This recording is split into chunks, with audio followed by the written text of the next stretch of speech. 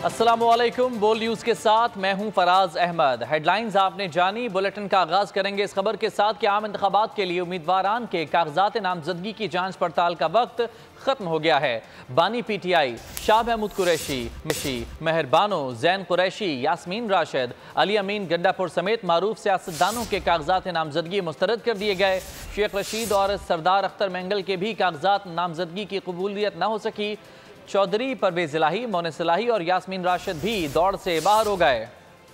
जांच पड़ताल का अमल मुकम्मल। कई सियासतदान कागजात नामजदगी के अमल में ही नाकाम। आम इंतखाबात 2024 के लिए NA 122 से तहरीक इंसाफ के कायद के कागजात नामजदगी मुस्तरद करने का तहरीरी फैसला जारी। तायद कुनिंदा का ताल्लुक इस हल्के से नहीं। उम्मीदवार सजा याफ्ता और 5 साल नाअहली का सामना कर रहे हैं। मुल्तान NA 151 से PTI के शाह महमूद कुरैशी, जैन कुरैशी और मेहरबानो कुरैशी के कागजात नामजदगी भी मुस्तरद कर दिए गए। थरपारकर NA 214 से भी शाह महमूद कुरैशी और मखदूम जैन हुसैन कुरैशी के कागजात नामजदगी मुस्तरद कर दिए गए हैं। शेख रशीद के रावलपिंडी से कागजात नामजदगी कबूल न हो सके। बलोचिस्तान नेशनल पार्टी के सरबराह सरदार अख्तर मैंगल के कौमी और सूबाई असम्बली की तमाम 4 नशिस्तों से कागजात नामजदगी मुस्तरद। लाहौर के हल्का NA 130 से डॉक्टर यास्मीन राशिद के कागजात कबूल न किए गए। मंडी बहाउद्दीन NA 69 से चौधरी परवेज इलाही भी कामयाब न हो सके। चौधरी मोनिस इलाही, चौधरी कैसर इलाही के भी कागजात मंजूर न हो सके। टांग से मुस्लिम लीग के साबिक सेनेटर वकार अहमद खान के कौमी असम्बली हल्का NA 43 पर कागजात नामजदगी मुस्तरद। टांग से ही PTI के साबिक जनरल सेक्रेटरी रहमत खान कुंडी, आजाद उम्मीदवार साबिक विफाकी वजीर अली अमीन गंडापुर के करीबी दोस्त असलम खान बेटनी के कागजात नामजदगी मुस्तरद। कोयटा NA 264 से साबिक सूबाई वजीर मीर खालिद लांगू के कागजात मुस्तरद कर दिए गए। कोयटा से बलोचिस्तान अवामी पार्टी के सेनेटर प्रिंस आगा उमर अहमद जई के कागजात नामजदगी मुस्तरद किए गए। आम इंतखाबात के लिए कागजात नामजदगी की जांच पड़ताल में अहम शख्सियात कामयाब हो गईं। मियां नवाज शरीफ, आसिफ जरदारी, शहबाज शरीफ, शेर अफजल खान मरवत, मौलाना फजलुर रहमान समेत कई अहम शख्सियात शामिल हैं। मजीद जानिए इस रिपोर्ट में। इंतखाबी अमल में पहली कामयाबी, कागजात नामजदगी की मंजूरी। लाहौर NA 130 से मुस्लिम लीग नून के सरबराह नवाज शरीफ के कागजात नामजदगी मंजूर। नवाब शाह में कौमी असम्बली के हल्का NA 207 से साबिक सदर आसिफ अली जरदारी की नामजदगी मंजूर। सदर मुस्लिम लीग नून मियां मोहम्मद शहबाज शरीफ की भी राहें हमवार। बिलावल भुट्टो संद के बाद लाहौर से भी इलेक्शन लड़ने के अहल हो गए। मुल्तान के NA 148 से साबिक वजीर आजम यूसुफ रजा गिलानी मैदान में उतरेंगे। मौलाना फजलुर रहमान के कागजात पर कोई एतराज सामने न आ सका। जहांगीर तरीन के NA 149 मुल्तान, NA 155 लोधरा और PP 227 लोधरा से भी कागजात नामजदगी कबूल। मुल्तान से मखदूम जावेद हाशमी, दीवान आशिक बुखारी, ओन अब्बास, तैमूर महर, सिकंदर बोसन, आमिर डोगर, अहमद हुसैन डेहड़ कामयाब। शफकत महमूद, आबिद शेर अली, फरूख हबीब, अमीर मकाम, अमीर हैदर होती, फारूक सत्तार भी खुशकिस्मतों में शामिल हैं। गुलकार चाहत फतेह अली खान के कागजात नामजदगी मुस्तरद हो गए। दोहरी शहरियत के बायस कागजात मुस्तरद किए गए। चाहत फतेह अली खान ने NA 128 से कागजात नामजदगी जमा कराए थे। चाहत फतेह अली खान ने वकला से मुशावरत का फैसला किया है। कहते हैं कि अपनी सियासी जमात बनाऊंगा, पाकिस्तान की खिदमत मेरा अज़्म है, मैं हिम्मत हारने वाला नहीं।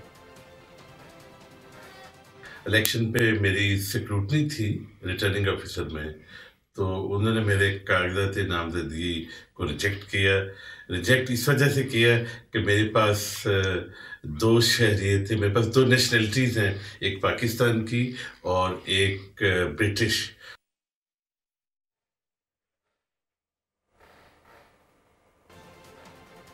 FBR ने रवा माली साल के पहले 6 माह में हदफ से ज़्यादा टैक्स इकट्ठा कर लिया। FBR रवा माली साल अब तक हदफ से 42 अरब रुपए ज़्यादा टैक्स इकट्ठा कर चुका है। रवा माली साल FBR ने अब तक 4,467 अरब रुपए टैक्स इकट्ठा किया। FBR रवा माली साल के 6 माह का टैक्स हदफ 4,425 अरब रुपए मुकर्रर था। ज़राए FBR के मुताबिक FBR का माह दिसंबर का टैक्स हदफ 975 अरब रुपए है। इसी हवाले से मजीद बात करेंगे। बोल न्यूज़ के नुमाइंदे उमर हयात हमारे साथ मौजूद हैं। उमर, अच्छी खबर है, टैक्स हदफ से ज़्यादा वसूल किया जा चुका है, क्या तफसीलात हैं, क्या इदाद शुमार हैं?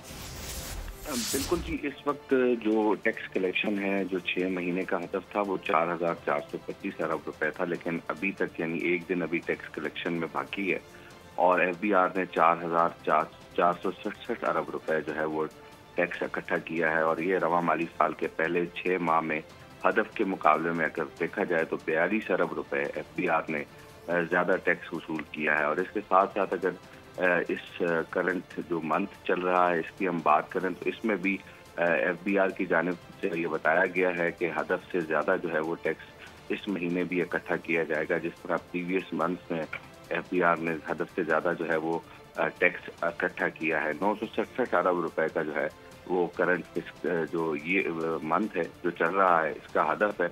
और एक मोहतात अंदाजे के मुताबिक FBR इस हदफ के जो है वो करीब पहुंच चुका है और कल का दिन अभी बाकी है। और तर्जुमान FBR की जानिब से भी यही बताया गया है कि टैक्स कलेक्शन जो है वो हदफ से ज़्यादा होगी। जी ठीक है उमर, बहुत शुक्रिया आपका तफसीलात के लिए। 5 साल के दौरान बानी PTI के असासों में 27 करोड़ 72 लाख 25 हज़ार रुपए का इजाफा हुआ है। इलेक्शन कमीशन में जमा कराए गए कागजात नामजदगी के मुताबिक साबिक वज़ीर आज़म के असासों की मालियत 31 करोड़ 59 लाख 50 हज़ार रुपए से ज़ायद है।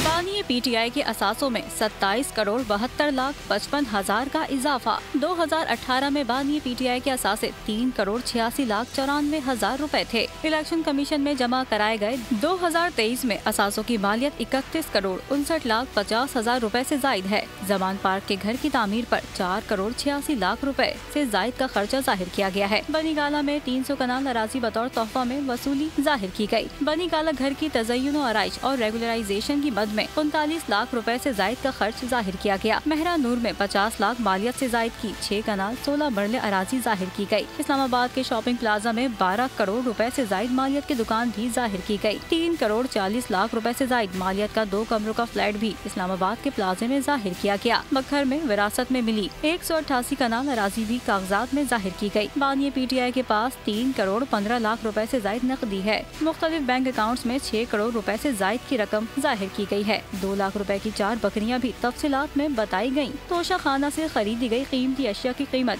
1 करोड़ 18 लाख 77 हज़ार से जायद जाहिर की गई। बानी PTI की अहलिया बुशरा बीबी के नाम पाकपतन और दीपालपुर में 698 कनाल अराजी जाहिर की गई। बुशरा बीबी के नाम बनीगाला में 3 कनाल का घर भी इमरान खान के कागजात में जाहिर किया गया। बानी PTI ने FBR को 2021 में 14 करोड़ 10 लाख रुपए से जायद असासे जाहिर किए। 1 साल के दौरान 2022 में असासों की मालियत बढ़कर 32 करोड़ रुपए से जायद हो गई। कायद नून लीग नवाज शरीफ ने कहा है कि बहुत से लोग कहते हैं कि हमें 16 माह की हुकूमत नहीं लेनी चाहिए थी।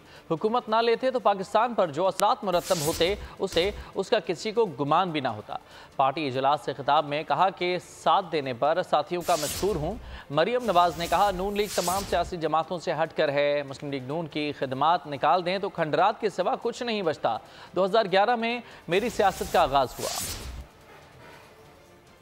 1.5 साल की जो आपकी हुकूमत थी, ये तो बहुत सारे लोग कहते हैं जी कि ये नहीं लेनी चाहिए थी, लेकिन ये ना लेने के भी ज़रा कभी आप सोचेंगे या कभी उस पर बात होगी कि क्या असरात पाकिस्तान पर मुरतब हो सकते थे, वो शायद उसका किसी को वहम व गुमान भी नहीं होगा। अल्लाह ताला आपको और हम सब को एक साथ मिलकर हम एक टीम की तरह से इस मुल्क को इस मुश्किलात से बाहर निकालें। इस वक्त सियासी मैदान में जितनी भी जमातें, मुस्लिम लीग नून उनसे हट के मुस्लिम लीग नून के जो खिदमात हैं वो निकाल दें तो पाकिस्तान में खंडरात के अलावा और कुछ नहीं बचता। 2011 में जब जमात को हेल्पिंग हैंड्स की ज़रूरत पड़ी, सोशल मीडिया की जिम्मेदारी से मेरा आगाज़ हुआ, मुझे लगा कि आपके साथ जुल्म हुआ है, आपके साथ ज्यादती हुई है, तो फिर मुझसे रहा नहीं गया। मेरे पास फिर कोई और चॉइस नहीं थी, तो फिर मैं निकल आई मैदान में।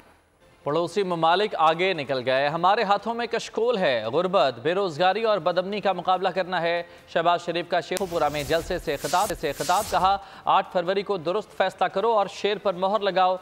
8 फरवरी को अवाम ने फैसला करना है कि कौन तखरीबकार है, कौन पाकिस्तान का मेमार है।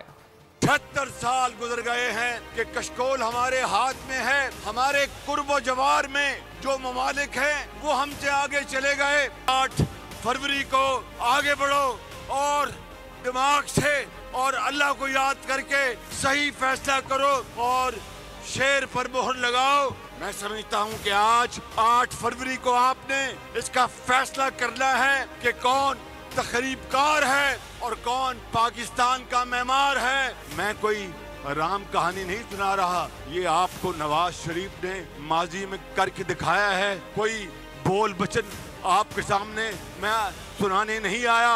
9 मई के वाकयात के बाद उन शहीदों के बच्चों और उनके अजीजों पर क्या गुजरी होगी। 20 साल पंजाब में एक पार्टी ने, 15 साल सिंध में पीपल्स पार्टी और पीटीआई केपीके में 9 साल हुकूमत की।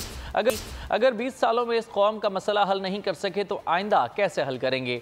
अमीर जमात इस्लामी सिराजुल हक का एक्सपो सेंटर कराची में इस्लामी जमीयत तलबा के ज़ेर एहतमाम फ़लस्तीन और कश्मीर की सूरत हाल पर 2 रोज़ा इंटरनेशनल यूथ कॉन्फ्रेंस के इख्तितामी सेशन से खिताब। कहा, हुक्मरानों की गलत पॉलिसियों की वजह से खुद को हमले हुए, कर्जे बढ़े, बदहाली और बहरान पैदा हुए। MQM का इत्तेहाद पाकिस्तान के अवाम के खिलाफ है। जब मफादात हों तो मिलते हैं वरना आपस में लड़ते हैं।